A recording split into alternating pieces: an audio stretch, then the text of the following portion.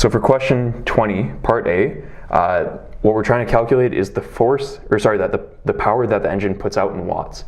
So we know that power is equivalent to the force times velocity. We're just going to look at the units first to make sure that it actually comes out to our desired units of watts in the end. So we know that force has a unit of newtons. We know that velocity has a unit of meters per second. Now, we might look at this and be a bit confused as to how that works out in watts, but the reason that it does work out is because we have to break down newtons a bit more. So, newtons is a force rating, and just to prove to you guys that it works, I know you guys don't have this, this equation, but there is an equation that says force equals mass times acceleration. You might recognize it. Otherwise, you'll just have to memorize what a newton actually is. So we know that mass is a kilogram unit. We know acceleration is equivalent to meters per second squared. It's similar to your gravitational acceleration constant, which is 9.81 meters per second squared, same type of units. So when we bring that together, we see that force has units of kilograms, meters per second squared. And then when we when we bring that force rating back up to newtons, we can multiply that by meters per second. So we're figuring out this power unit again. So power is equivalent to kilograms times meters per second squared. And we're going to multiply that by meters per second, which comes out to kilograms meters squared per second cubed. And we know that a watt is a joule per second, and a joule is kilogram meters squared per second squared. And if we have a joule per second, it's going to be second squared times second, which is equivalent to saying seconds cubed. So through this, we can see that the units are going to work out in the end. Now getting to the actual numbers within the problem, we're going to see that we have our equation. Once more, I'm going to write over here. Force is equal to, power is equal to force times velocity. So we're going to start with power is equal to force times velocity. Same thing we wrote over here. And we know that force is in newtons, and if we look in our question, we see that the train is moving forward with a force of 79,000 newtons. So we're going to say power is equal to 79,000 newtons. And we have a velocity term, so we're going to look at our question, and we see that it's going at a speed of 40 meters per second.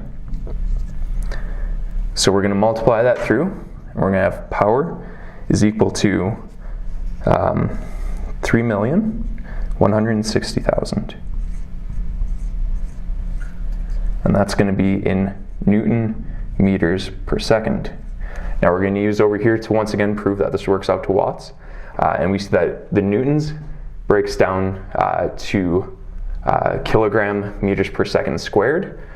So we can say power is equal to, I'm just going to write this in a bit easier terms, so 3.16 million. And that's kilogram meters per second squared multiplied by meters per second. And that comes out to a power of 3.16 million kilograms times meters squared per second cubed, which is equivalent to a watt, because a joule is kilogram meters squared per second squared. So then we have one residual second, making it watts. So that is also equivalent to 3.16 megawatts. And that's our final answer. So in question 20, part B, the whole purpose of this question is to find the kinetic energy of the train, and it specifies in megajoules. So once again, an equation that you guys should know is that kinetic energy is equal to half mv squared. So let's once again go through the units to make sure it works out and is going to end up in joules. So we know kinetic energy equal to half. So mass, that's going to be a kilogram rating. And then we have a velocity, which is meters per second. But then we have to remember to square that. So to finalize that, we say half kilograms. We're going to distribute the squared value to meters, and then the squared value to the seconds as well.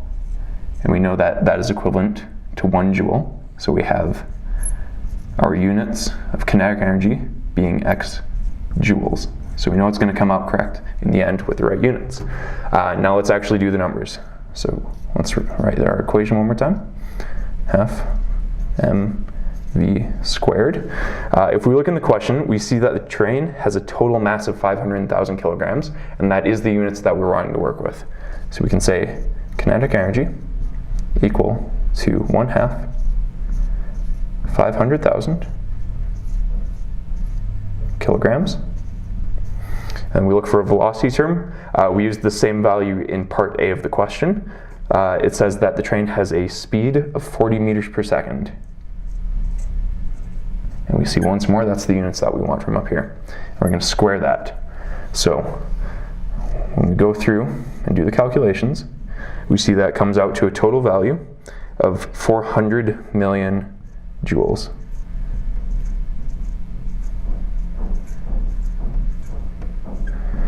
The last thing we have to do is, because the question specified that it wants the answer in megajoules, we have to remember that 1 megajoule is equal to 10 to the 6. So you can do it the very easy way, where you actually count 6 spaces over, and you can find your megajoule rating, and that turns out to be a final kinetic energy of 400 megajoules. That's our final answer. So for this last part of question 20, part C, we're going to be looking at how many power servants is each person on the train using while the train is actually going. So we know that this is going to be a power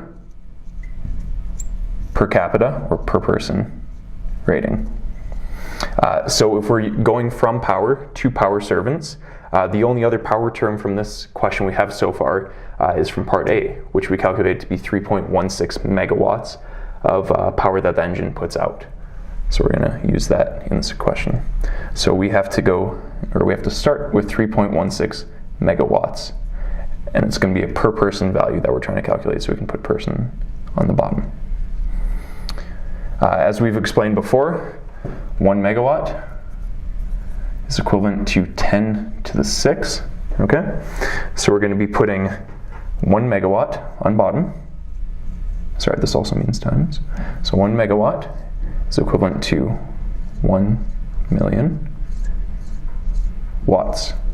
And we know that through our conversion sheet that we can turn watts into power servants. So we have watts on the top, we're going to put watts on the bottom. So we have a power servant, which is an input power equivalent to 100 watts. So we put 100 watts in the bottom, and we put 1 power servant on the top.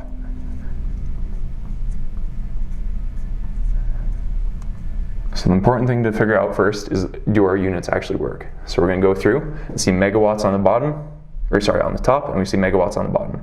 So we see that those can just cancel out. Again, we're going to look through and we see watts on top and watts on bottom. Those can cancel out.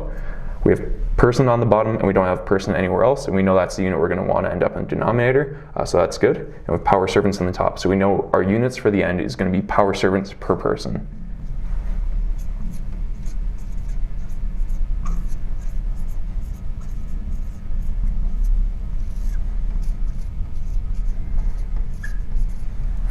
Now when we go through and actually do the calculation, we come up with a number that is 63.2 power servants per person, which is our final answer.